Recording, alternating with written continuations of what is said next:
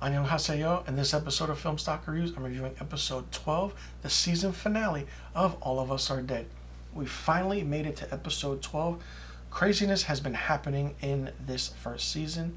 Episodes 1 through 6 were good, 7 and 8 was lackluster, 9 and 10 really brought the series back to its form.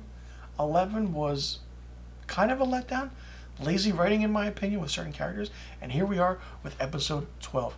So what's going to happen in episode 12? Well, after the bombing, Onjo, Suyoka, and Namra go back to the construction site in order to find where Chong-san is. She still believes that he's alive, but he's not. So in the woods, the kids find a trail of ribbons leading them through the woods that was put there by Shoju, who is Onjo's father. She finds the flashlight on the ground, and she realizes that her father was the one who put that there, because she knows that in her mind, she still, he was still around for her even after his death. So while this is all going on, they lead to another area of Korea, in Yongdong, which is also deserted, but there's no blood in the streets or no broken windows, which suggests that the zombies never made it to this area or this district of Korea or this certain area. Now Namra though smells something, and she realizes that no, their zombies are still here. So all of a sudden, it's foggy, you really can't see anything. Everyone takes a shovel or a weapon in order to brace themselves, because Namra says there are zombies there. And all of a sudden, another horde of zombies attacks the students. And it's insane because it's you didn't expect what to happen. Now, Hari's brother gets bit, and, she tries to, no, what's happening? No. The other senior that's, Minjin is with her, pulls him off, and it's and all of a sudden they don't know what to do, but Namra comes up behind and then just cracks the brother's neck and just, lets him go. And then Hari's just staring at him like, you had no reason to do that. And Namra's like, I did, because he was going to kill everybody if I didn't stop him. So then, everybody just, gets together, and Namra can fear and sense impulses getting to her, that certain initial monologue inside herself telling her that to eat everyone, just, start eating everyone. This way, they're dead, you don't have to worry about them. But Namra can't face it. Her will is very, very strong. It's very interesting, but then she all of a sudden goes away from the group, and as she goes away from the group, she gets to this one spot. She bites herself in the hand, and she smashes her head against the wall 3 or 4 times in order to come out of it. All of a sudden, Soyaka looks for her and is like, where are you? What happened? And Onjo follows as well. I feel like Onjo shouldn't be doing this, but she just follows Soyaka. And they find Namra because she's hungry, and she's feasting on one of the zombie corpses. And as Namra turns around, she's kind of in full transformation mode into zombie mode, but it's really, really different than what you usually see of what's happening. And, Onjo's like, no, let's go, come on, She still sees that there's still faith in Namra in a way. And as that's going on, she tells him to stay back, but then Onjo tries to console, but then all of a sudden Namra attacks Onjo. Doesn't know what to do. And Onjo's like, no, eat me, bite me if you want to, survive. It's a very emotional scene of how everything's happening so fast. And Suyoka's there, but he's holding his shovel. He wants to hit her, but he can't. So all of a sudden you see Namra's head go down, and then Onjo, you think she gets bitten, but she doesn't get bit. Namra gets up, screams, and just runs away the opposite direction. Suyoka runs after her, and that was it. And all of a sudden, the next scene, we see that the others reach a military blockade, and they're all rescued as they approach the soldiers with their hands up. Now, we see snippets of all the characters that sacrifice themselves along the way, where we find that Onjo has lost the most people who close to her, even though everyone else lost someone dearly. And Onjo tells the other fire rescue person, how's your father? What happened? He's like, he didn't make it. He knew right then what happened. So, as Onjo says this, every single person is getting interrogated on what's the events of what's happening, how did everything start. And Onjo says to these people, he's like, why should I answer your questions when you adults abandon us kids? She's like, I will never trust adults again, ever. She's like, don't ask me for my cooperation again. So I feel like over the course of these 12 episodes, Onjo has grown up because of all this craziness and devastation that she's seen. It's really interesting because the character, I feel like, has become more of the strongest character on this season and series for that matter. Now, more than 4 months have passed after the outbreak began. It's now winter. Everyone's wearing coats because I feel like if you really pay attention, the series took place in October, November, and then 4 months later, it's January, February, and that give or take with the time.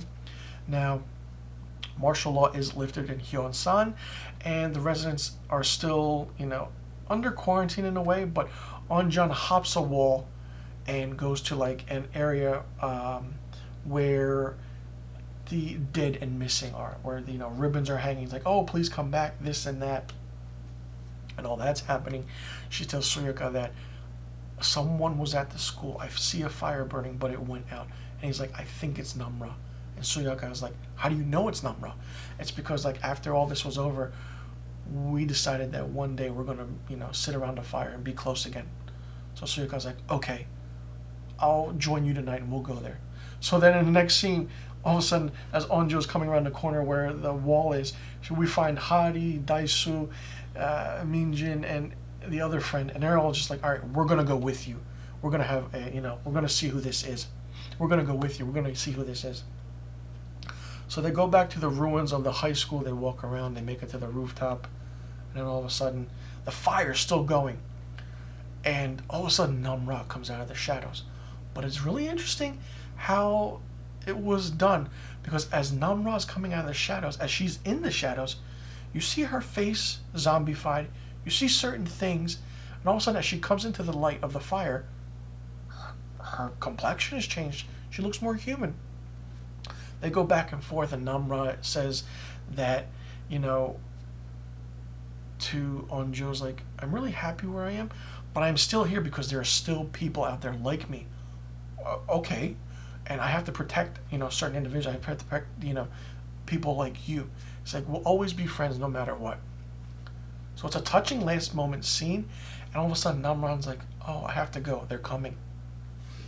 Who's coming? Who's coming? What's happening? So Suyuka like tries to reach out to her, but all of a sudden we see Namran jump off of the roof, and then each, character gets their own close-up and the ending, and then we see Onjo, and then that's it. The series is over. This episode ends. What?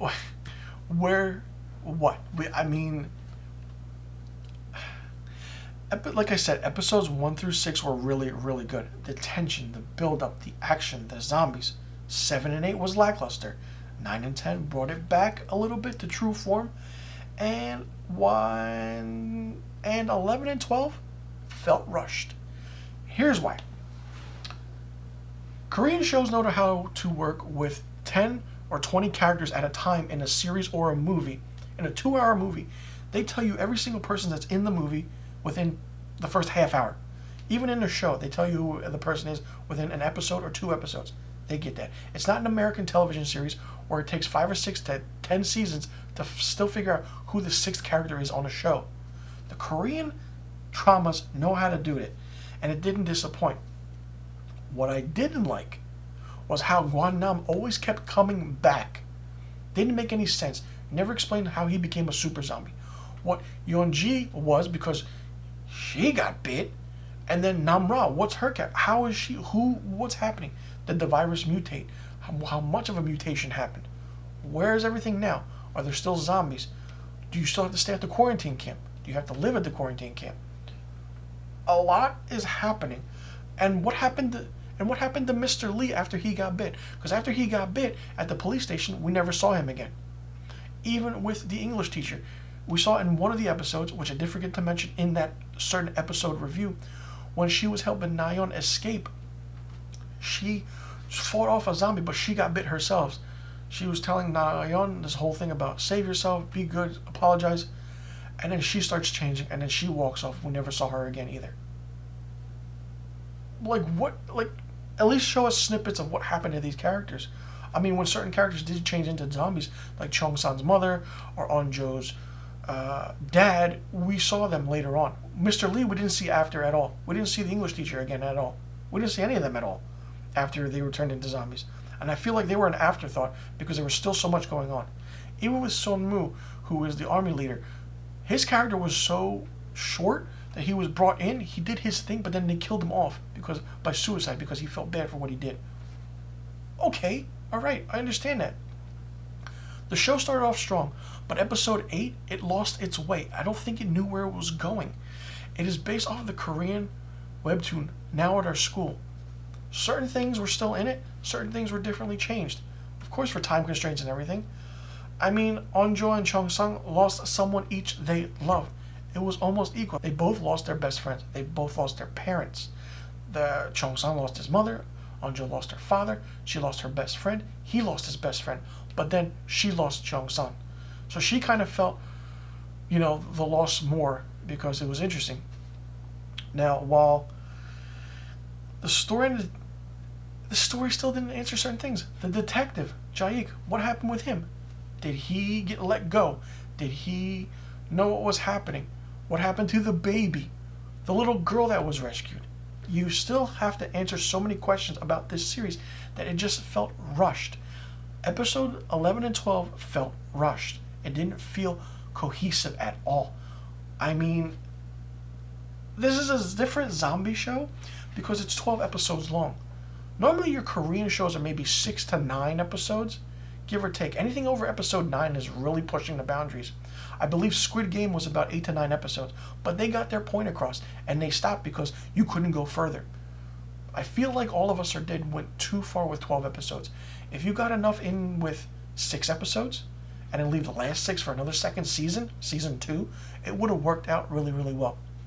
But it's interesting because should we get a season 2? I'm going to say maybe. And the reason I say maybe is that what more can you do now? What are you going to do with the story? Are we going to get the quarantine camp? Where are all the zombies? What's going to happen with Namra? I mean, who survived and what's going to happen? How do you live from here on out? The world has changed. I mean, does this spread anywhere else? We don't know. If season 2 does happen, make it less than 10 episodes, or make it 6 or 8 episodes. That's it. That's perfectly fine. Just don't push the boundaries, because when you have so many characters in a show, it gets progressively boring. Like I said, 1 through 6 were great. You got through all the characters in the first 3 episodes. 4, 5, and 6, we understood what was happening. We knew Guanam was the villain to these students, but then it got repetitive. He kept coming back, which is really annoying. And it felt like it was just the same thing over and over again after episode 8.